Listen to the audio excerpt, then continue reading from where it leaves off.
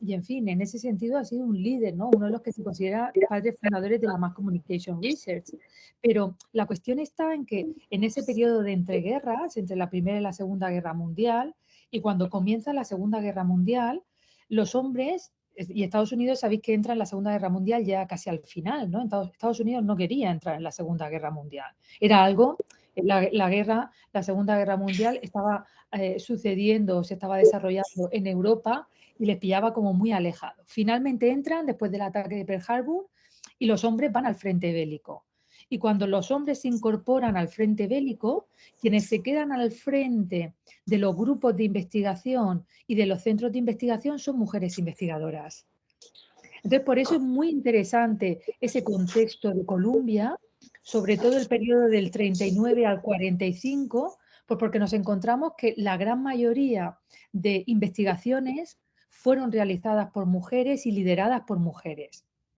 Y ahí, bueno, pues está una figura que es Herta Herzog, que ha sido una, yo reclamo, ¿no? Yo en las últimas publicaciones que estoy haciendo, esa expresión de padres fundadores, pues la he deconstruido, ¿no? Y la critico, porque al final, aunque sabemos que en castellano el masculino plural hace alusión a ambos géneros, lo cierto es que cuando hablamos de padres fundadores nos referimos principalmente a ellos, no a ellas. No nos referimos a Laswell, a Atherfield, Howland, Lewin, etcétera. Y sin embargo, esa expresión borra la contribución de mujeres investigadoras como por ejemplo Herta Herzog, que Herta Herzog es la que realmente desarrolla todo el paradigma de las audiencias activas. Y Herta Herzog es, aunque a posteriori se le ha asignado, por ejemplo, la invención del focus group a Robert Merton, lo cierto y verdad es que quien primero utiliza el focus group, que es una técnica de investigación que hoy utilizamos mucho en comunicación, de consulta grupal, la desarrolla es Herta Herzog. Y la anécdota que comentaba Marcela es que, pues bueno, pues estas mujeres en el contexto de Columbia colaboraban con Paul Lazarsfeld. Y en un momento determinado, pues ellas estaban transcribiendo, trabajando en una sala, entró Paul Lazarsfeld en la sala y dijo, hey chicos, vamos, aquí nos podemos reunir porque aquí no hay nadie. Y había 3 o 4 de estas mujeres que estaban investigando en esa sala.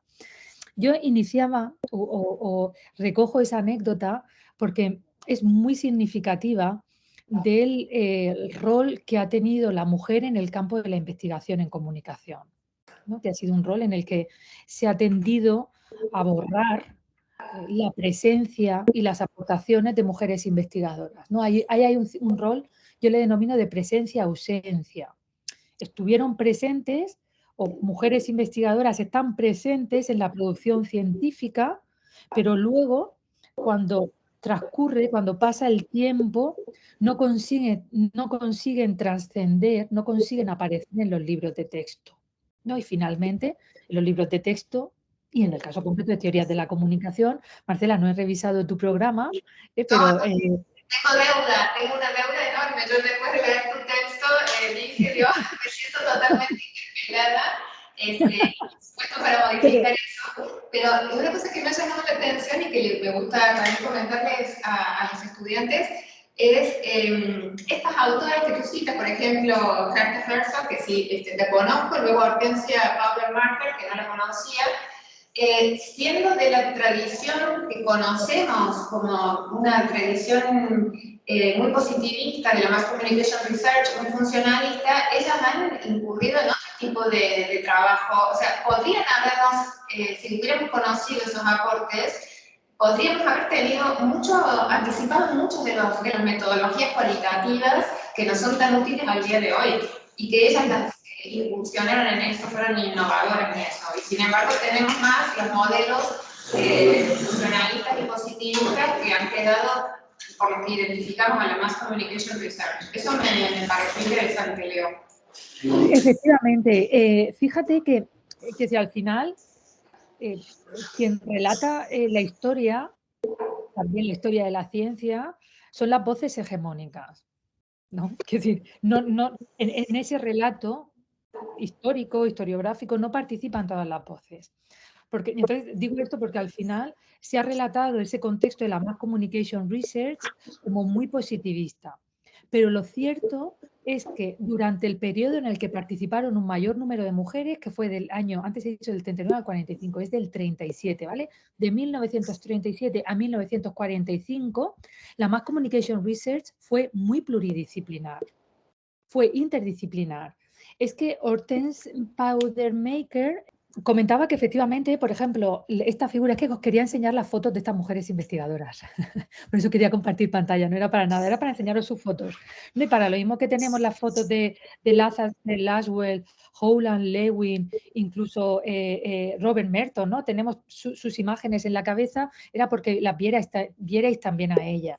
Pues, por ejemplo, esta persona que tú has comentado, Hortense Powdermaker, ella era una antropóloga.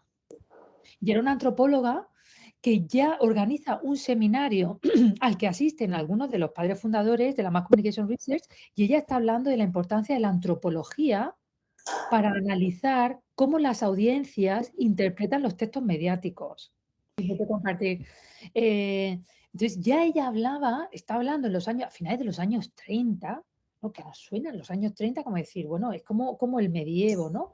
Ya está hablando de esto, de la necesidad de observar y de ver cómo las audiencias interpretan y se identifican, los procesos de identificación. Ella ya hablaba, ella ya planteó el problema, por ejemplo, del racismo y la cuestión de la raza para interpretar los textos mediáticos. Entonces, son cuestiones como muy, muy, muy novedosas.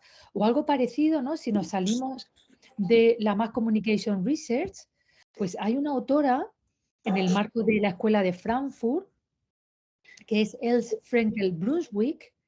Ella fue la principal autora del libro que se denomina La personalidad autoritaria. Este libro, de nuevo, se suele adjudicar a Theodor Adorno, pero lo cierto es que la principal, y hay investigación documental que lo muestra, la principal autora fue ella. Porque además Adorno, antes de publicar ese libro, no había publicado absolutamente nada, ni tenía ni idea, desde el punto de vista psicológico, psiquiátrico, de la figura de la personalidad autoritaria, quien sí había publicado y además artículos de impacto científico desde principios de los años 30 es Els Frenkel Brunswick.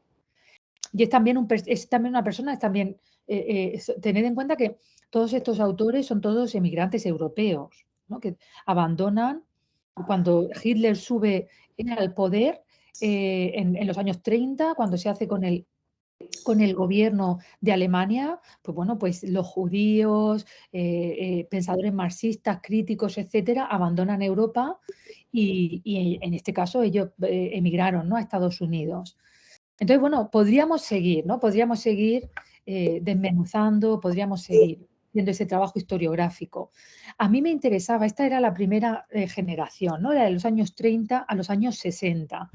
Y yo decía, jolín, va a pasar de nuevo. Todas estas mujeres han desaparecido. Solamente Gerta Herzog, que comentaban Marcela, ¿no? Que te sonaba. El resto cuesta mucho encontrar. Algunas de ellas publicaron incluso las primeras tesis doctorales sobre economía política del cine. La publica una mujer que es Mae Huetig. Fueron además algunas de ellas pues discípulos de los grandes nombres, por ejemplo, del interaccionismo simbólico, en fin, etcétera, etcétera. Y sin embargo las borramos, ¿no? Y sin embargo desaparecen. Solamente de manera más reciente Gerta Herzog. Pero es que Gerta Herzog fue una gran figura, incluso por encima de la figura de Paul Lazarsfeld. Entonces, os cuento todo esto porque mi preocupación era el que no borrásemos a la siguiente generación también. Es decir, la generación de mujeres investigadoras que comienzan a publicar, ¿no? Y que comienzan a producir a partir de los años 60 a los años 90. Es la segunda generación, ¿no? La primera es 30-60, la segunda es 60-90. Y yo decía, madre mía, es que yo quiero entrevistarlas, quiero conocerlas, porque quiero grabar sus testimonios, quiero recoger sus experiencias para que no podamos borrarlas. Y esta ha sido la segunda parte del proyecto de investigación, que he hecho entrevistas en profundidad a la segunda generación, ¿no? De mujeres investigadoras. No sé si se me oye o se ha perdido la conexión. No, estamos aquí, solo que me levanto, por eso salí de la cámara, porque quiere entrar otra persona está Ah, después de ti, y bueno, ahí estaba, subía, me moví para mover la computadora, el ordenador, como mm. decimos. Así que bueno, Eh, esta ha sido, ¿no? La segunda fase. He entrevistado, pues, por ejemplo, a Gertrude Robinson, que ya es la fundadora del campo de la comunicación en Canadá. En Latinoamérica, pues a Ana Inmaculada Vasallo de López, brasileña, que ha sido clave, ¿no? Es una de las figuras más importantes en el análisis de las telenovelas y de cómo las audiencias las recepcionan. Figuras como, por ejemplo, Michelle Matelart, ¿no? Que es francesa, pero ella desarrolla toda su carrera no, el principio de su carrera lo desarrolla en Chile, ¿no? Hasta que se produce el golpe de Estado militar, que entonces regresa junto con su marido, Armand Matelart, a Francia. Entonces, pues bueno, las he entrevistado y estoy produciendo vídeos, estoy publicando sobre sus experiencias, ¿no? Por recuperar la subjetividad, ¿no? Y por recuperar cómo han vivido, cómo vivieron esa incorporación al mundo académico, ¿no? Esa incorporación al mundo universitario que era muy masculino y que estamos hablando de la universidad de los años 60 y 70, prácticamente no había profesoras, ¿no? Y ellas se incorporan en un contexto muy masculinizado y triunfan, ¿no? Porque todas han sido, es decir, todas son referentes, son catedráticas, en fin, consiguen romper, ¿no? Esa definición o ese imaginario colectivo que nos decía que el sujeto científico tenía que ser masculino, ¿no? Que las mujeres no servíamos para investigar, que servíamos para otro tipo de labores de apoyo, pero no para el trabajo científico más serio. De hecho, muchas son como segundos nombres en los libros que luego quedan olvidados, o iniciales que no describen el nombre más femenino y demás. Luego, otra cosa que me parece también muy interesante para que los perciban aquí también nuestros estudiantes, tu método de investigación. Es decir, que tú investigas de esta manera, ¿no? Entrevistando, haciendo un rastreo bibliográfico, y cómo el registro audiovisual también es parte de la evidencia, ¿no? De los datos. Y también eso es algo novedoso en la investigación en teorías de la comunicación para implementar. Ujú. Sí, efectivamente, ¿no? O sea, todo lo que son las técnicas cualitativas, como son las entrevistas en profundidad, son muy interesantes porque nos permiten explorar la subjetividad, la narrativa. Y la subjetividad también es fuente de conocimiento, ¿no? Aunque, de nuevo, ¿no? Volviendo como a la tendencia hegemónica, ¿no? El conocimiento científico es positivista. Necesitamos, ¿no? Es la imagen, el perfil, la imagen del científico trabajando en un laboratorio. Nosotros, en ciencias sociales, y la investigación en comunicación tiene mucho de ciencias sociales, también utilizamos metodologías cualitativas, cuyo objetivo es explorar la subjetividad, porque la subjetividad también es relevante para entender la realidad. Entonces, yo concretamente, a mí me encantan las técnicas cualitativas, también las cuantitativas, ¿vale? Lo que pasa es que las cualitativas dan más juego. Yo me lo paso mejor con las cualitativas que con las cuantitativas, que al final terminas con porcentajes y con estadísticas. Todo este tipo de cuestiones que te dan poco margen para la interpretación. Entonces, pues bueno, sí que hice entrevistas en profundidad. Yo todo esto, como la beca la recibo, el proyecto me lo financian en 2019, yo las entrevistas las iba a hacer cara a cara. Yo iba a ir a Canadá, al Reino Unido, a Francia, a Brasil, a entrevistar a todas esas mujeres, pero vino la COVID y me reventó esto. Entonces, todas las entrevistas las hice a través de Zoom, ¿no? Las hice a través de videoconferencia, las grabé, las transcribí. Tengo también una investigadora que ha estado trabajando conmigo, Esperanza Herrero, y tras la transcripción empiezas a organizar los datos y ver cuáles son los temas que se repiten, las categorías. Y esa es la forma, ¿no? La técnica cualitativa trabaja de manera inductiva, es decir, dejas que los datos hablen, dejas que los datos hablen y terminas organizando, pues, lo que son los temas, ¿no? Las categorías dominantes. Muy bueno. No sé si quieren hacer alguna pregunta o algunas preguntas. Están muy silenciosos, muy silenciosas. Es que son muy jóvenes. ¿En qué curso, Marcela, ¿en qué curso estáis? En qué curso es? ¿Qué año es? Es el segundo año y hay estudiantes de comunicación audiovisual, de periodismo, de publicidad, relaciones públicas y comunicación institucional, o sea, Ah, qué bueno, qué bueno. intereses variados y bueno, nada, creo que es interesante escucharte, Leo, más allá de los asuntos teóricos que a cada uno le pueden interesar o interpelar más, pero creo que también están trabajando ahora en proyectos grupales donde ellos están realizando una incipiente triangulación metodológica. Hemos hablado de esta importancia del conocimiento cualitativo, de la entrevista, del testimonio para identificar justamente en esas narrativas que afloran, que asoman, dónde están los problemas. Que no, o sea, la gente te permite entender dónde están los problemas o las necesidades y desde ese lugar comunicar, ¿no? Porque, bueno, luego está la fase del saber hacer. ¿Qué hacemos con esto, no? Así que, bueno, en eso estamos trabajando y por eso me parecía interesante. Yo te conté que también estábamos justo terminando de ver todos los estudios culturales, donde este aspecto justamente es muy importante y, bueno, me parece que también es bueno y lindo ver su actualidad y su importancia. ¿Tú crees que las mujeres estamos mejorando nuestro lugar para asegurarnos un poco más de espacio en la ciencia? Por supuesto, ¿no? Por supuesto, claro que sí. Quiero decir, la situación de la mujer en la ciencia ha mejorado muchísimo, quiero decir, en los últimos 50 años, ¿no? Ya a raíz del el periodo de posguerra y ya sobre todo a partir de los años 60-70, donde la mujer empieza a llegar de manera más masiva o más multitudinaria al contexto universitario, la situación ha mejorado muchísimo, pero queda todavía, ¿no? Por alcanzar, ¿no? No quedan todavía cotas, ¿no? Por alcanzar. Por ejemplo, no sé cómo están los índices en Argentina, pero en la Unión Europea o en Norteamérica, en México, Estados Unidos y Canadá, los índices, por ejemplo, de catedráticas son muy parecidos. No hay casi diferencias. Están entre el 18 y el 17%, con mucho el 20%. Frente al 80% de catedráticos, la cátedra es el nivel más alto, ¿no? Como si dijéramos, es el prestigio, es el liderazgo en el campo científico, frente al 80% que son hombres. Pues bueno, no deja de ser un dato, pero es un dato muy significativo, ¿no? El liderazgo, la regulación, la dirección, la gestión de los campos científicos siguen estando, seguimos participando poco, siguen estando en manos de hombres, ¿no? Y esto es algo que no nos perjudica solamente a las mujeres.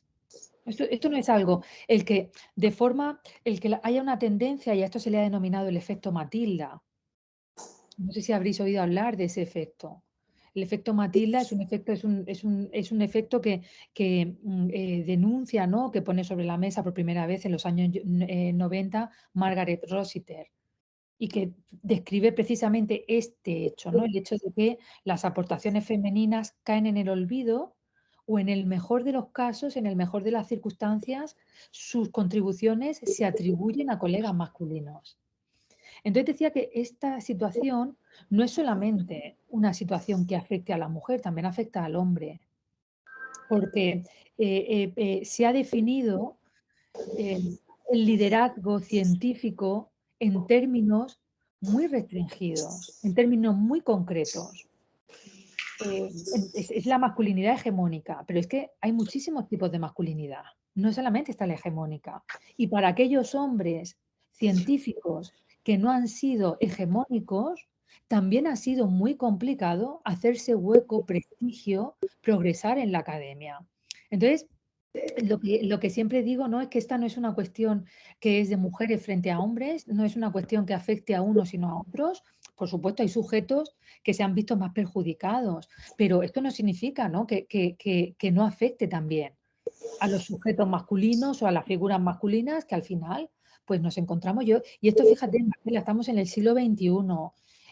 Yo ya, quiero decir, mis colegas, que gente joven, etcétera, y todavía hay colegas, hombres, que me han dicho esto, que me han dicho, voy a contar la anécdota, ¿vale? Voy a contar la anécdota. Un compañero que es una estrella, que decir, este chaval, este chico ha sido premio extraordinario de doctorado, tiene contratos de investigación, es un número uno.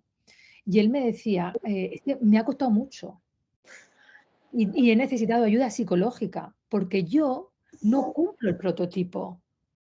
de hombre de ciencia, que significa con todo lo hegemónico, ¿no? Que conlleva alzar la voz, realizar de llevar a cabo procesos comunicativos verticales, el cuando hay una reunión, decir: "No, no, no", e imponer la voz por encima de los demás, el marcar mucho lo que es la verticalidad, la autoridad.